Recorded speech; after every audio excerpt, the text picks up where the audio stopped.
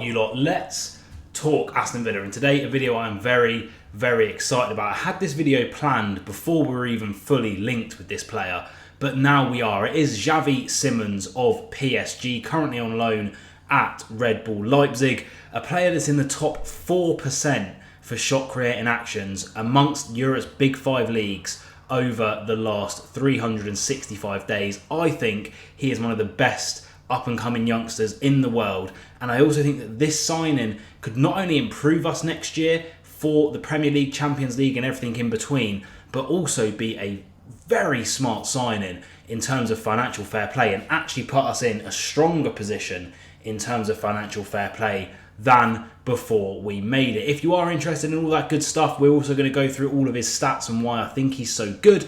Leave a like, stick around till the end of the video, subscribe for more and leave your comments down below. But without further ado, let's talk about Xavi Simons and why he is so goddamn good. The first thing we're going to look at, if I step to the side here and bring it up on the screen, is his in-depth scouting report on FB Ref. Now, they go into a lot of detail, and this is his per 90s, again, against Europe's top 5 leagues in the last 365 days. Now, these are the ones that the stats that stand out, and the one that I've mentioned at the start of the video is 96th percentile. He is creating 6 shot creating actions per 90 minutes of football. He's also in the top 10% for assists per 90, the top 12% for progressive passes, the top 20% for progressive carries, and it only gets better from here. If we scroll down here, you can see they go into a bit more depth here in terms of his goals and assists. You can see goals slightly letting him down, but assists are right up there. And again, they're going to be here, but I'm looking at the screen. Just FYI, his expected assists and goals, again, right up at the top, the upper echelons, I think you'd call it. Shots total, again, in the top 15%. Penalty kicks he also takes, which is handy for us. It's only Douglas Luiz at the moment who did miss his most recent one. It's always good to have a backup option in the club. And again, his passing is absolutely insane. He reminds me of like OG Sancho at Borussia Dortmund. Not the Sancho that went to United and kind of fell off, but the OG Sancho that was picking up like 15 assists a year. But this kid has an eye for goal as well. You can see per 90 is coming around at about 79% pass completion, 600 passing distance, I think that's in yards, and progressive passing distance in the top 21% for Europe's top 5 leagues as well. And again, you go down here, key passes, nearly 3 key passes a game is an absolute joke. Progressive passes, again, top 88th percentile for those as well. Pass types as well, a massive variety. As you can see, apart from crosses, we're going to get into his position a little bit later on, but I thought I'd highlight these sort of stats first. And then shots as well, again, shot creating actions, live ball and dead ball are both, dead ball, that's a film, dead ball are both extremely high. Shot creating actions in terms of take-ons of players is again nearly in the top 10 percentile in those leagues as well.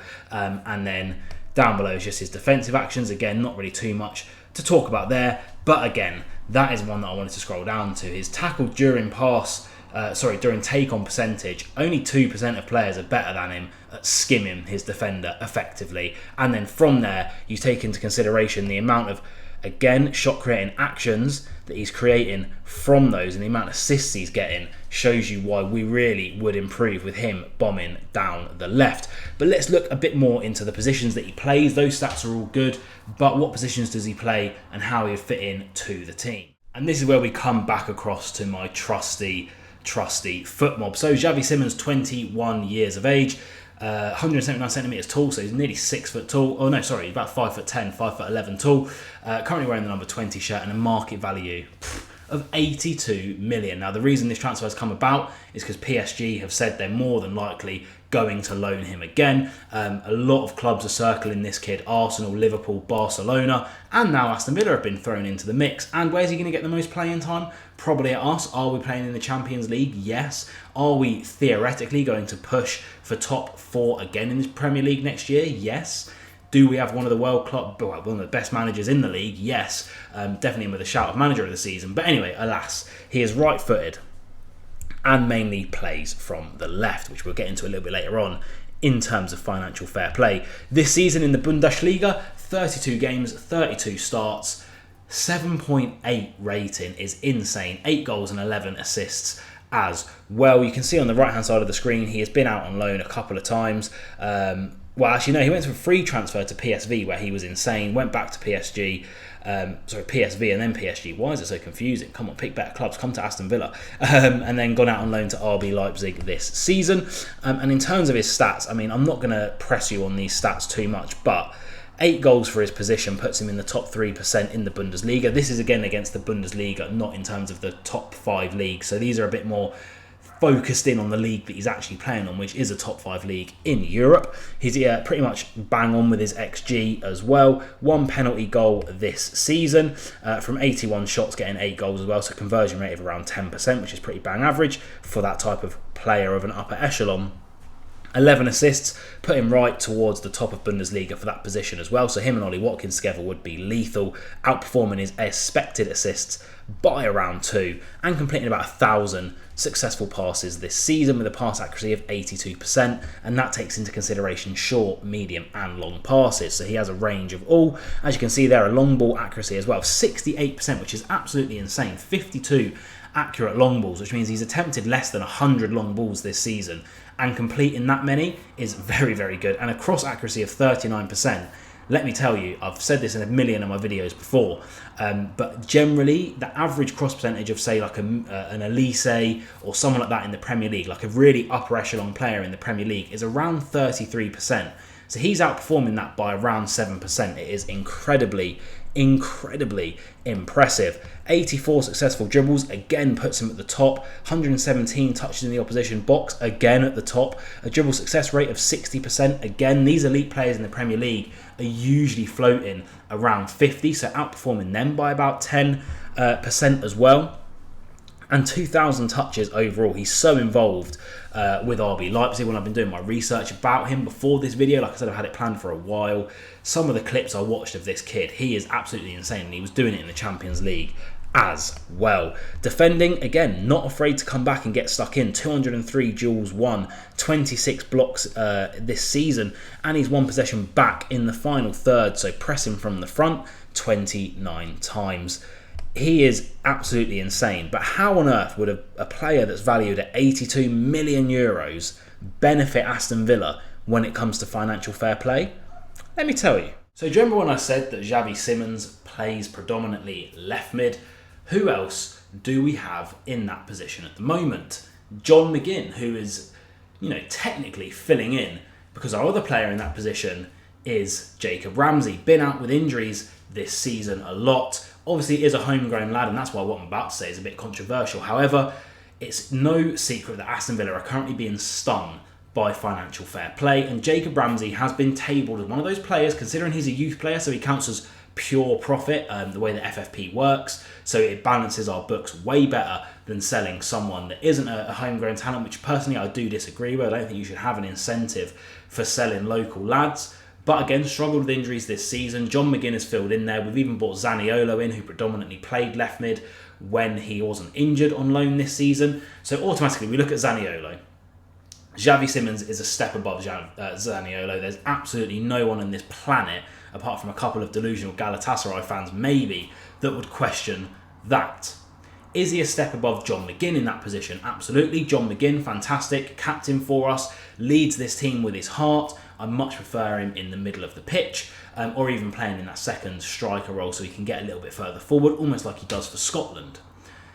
Jacob Ramsey, let's be honest with ourselves here. Yes, he's a homegrown talent. I love Jacob Ramsey. I'd love for him to stay at the club. But if we're looking at Xavi Simons and in the context of financial fair play, Xavi Simons, one, is a better player than Jacob Ramsey. I love Jacob Ramsey, but Xavi Simons, guys, this guy's going to be like a Ballon d'Or contender in a few years. There's some madness going on outside my flat right now, but never mind. He's going to be a Ballon d'Or contender in the next few years. I'm 100% sure of it. Jacob Ramsey, I'm not sure he is going to be.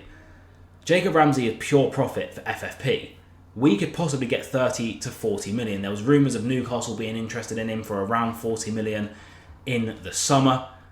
That is a lot of money to balance our books as we start to build a Champions League squad.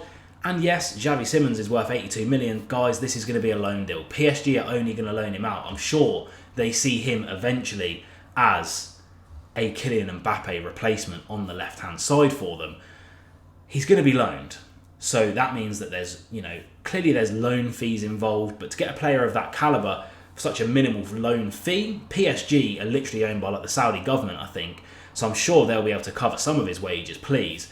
So we're not going to have to worry about that much. And again, it's only a year's of wages. We don't have to commit into a long-term wage bill for him.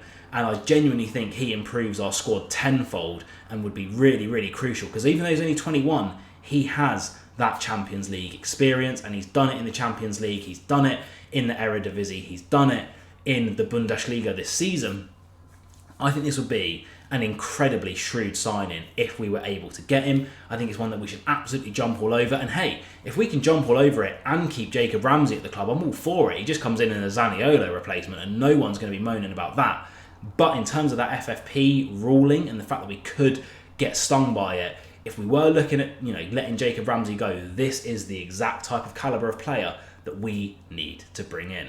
I hope you guys enjoyed. I hope you guys understand the points where I'm coming from. I'm sure there'll be some that will disagree. Leave your comments down below what you think about Xavi Simons, Jacob Ramsey and the whole situation with FFP. Thank you for the support on the channel recently. I will be back very, very soon with another chopping block video. Until then, up the Villa, be nice to everyone, and I'll see you soon.